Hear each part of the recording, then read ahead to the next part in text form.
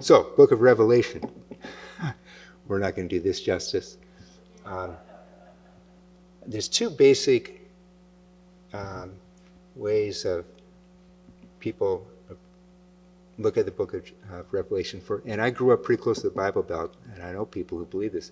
Some would say it's the most important writing in the New Testament. And the reason they say that is because it tells the future.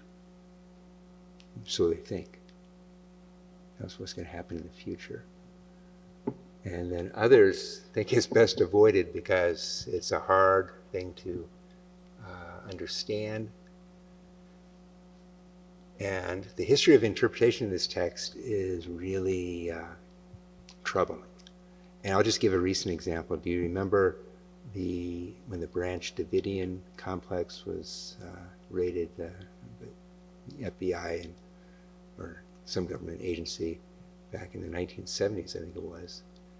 And the leader of that group, David Koresh, among the things he claimed was he had the secret unlocking the seals that sealed the scroll. The Book of Revelation has also been used to kind of try to decipher what's happening in history, and people you have the beast, you have the 666, and all this. And my teacher, Luke Johnson, says what's really needed with the people of God in the Book of Revelation is good exegetical therapy. So in the book, what I try to do is, first of all, set forth the historical context of this, because this is written in a time when Christians were being persecuted by the Emperor Domitian, at least a certain part of the empire, and being encouraged. This is when worship, the emperor cult and the cultus of goddess was becoming more prominent in the empire, and you showed your loyalty. And there were a lot of local officials who were very happy to show their fealty to Rome by encouraging this cult, and Christians were being pressured to do this. And Domitian, there's no proof that he insisted upon this, but he was very wont to receive the titles Lord and God. Kyrios or Dominus and Deus. And one of the questions in this book is, who is Lord and God? And it makes pretty clear who this is. So it's written in a specific time to encourage people. That's important to know, not because we leave the text in the past, but it's important to know what it was addressing. It's not just telling us what the future is. And then also, as an apocalypse, it's important to appreciate the literary genre of apocalypse, and I hope I do a good job of this in the book, because that's something we're not familiar with. It's from this book that we have one of the most famous images of Jesus in chapter 3, verse 22. I stand at the door knocking, and the one who opens the door, I will enter and sit down at table and eat with him or her, and he will eat with me. Beautiful image. Jesus knocking the door of our hearts. Love doesn't coerce, doesn't act violently. Love invites. And that image of being, he literally wants to be our companion, one with whom we break bread.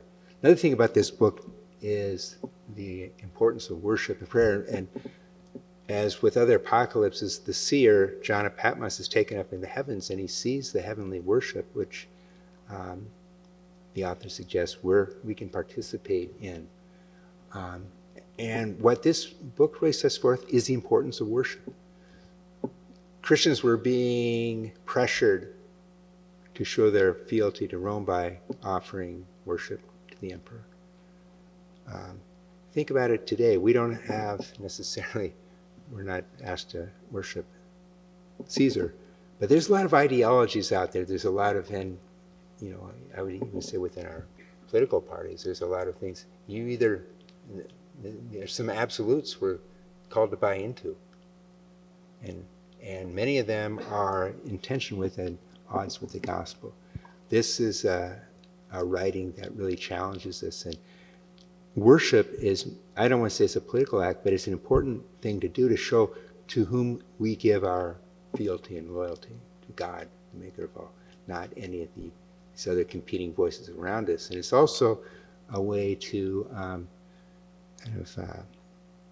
keep ourselves from idolatry. And there aren't many idols around, but idolatry is alive and well. And what I mean by that is, you ask yourself, with my discretionary time and things, what would I use that on, or why do I find myself really focusing on life? And oftentimes those answers is not God. It might be status, it might be wealth, it might be something. It could be a relationship too. So the importance of that. It's from the book of Revelation that the church draws prayer text from. Very important. I talk about that. And the last of those hymns talks about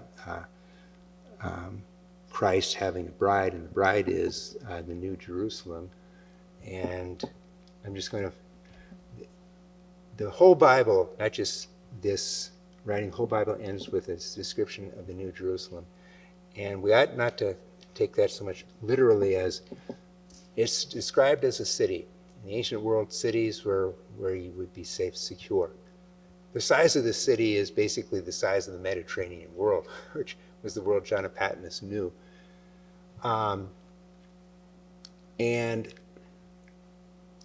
that should remind us that, because this is really a description of heaven, there's plenty of space.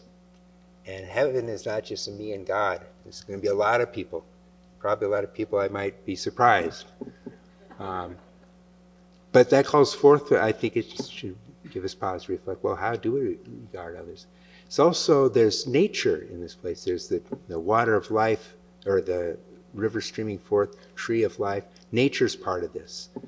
And as Paul says in Romans 8, and I think we should give some thought to that and think about what the Pope is calling us to, common care of our common home. And this is a city that has no need for the sun to shine because God is present. And so there's not light or day or night. What is that saying? It's saying, first of all, God is the source of light, but secondly, there's no time. How do you tell the passing of time if there's no change of? He's talking about eternity. And right in the middle of the city, it's not a temple. It's the very presence of God. And that's the image of eternal life. Being in the presence of God, where there's no more death, there's no more weeping, no more tears. It's the best of human culture gathered around God. It's not just me and God, it's all of us, the people of God, in the presence of God.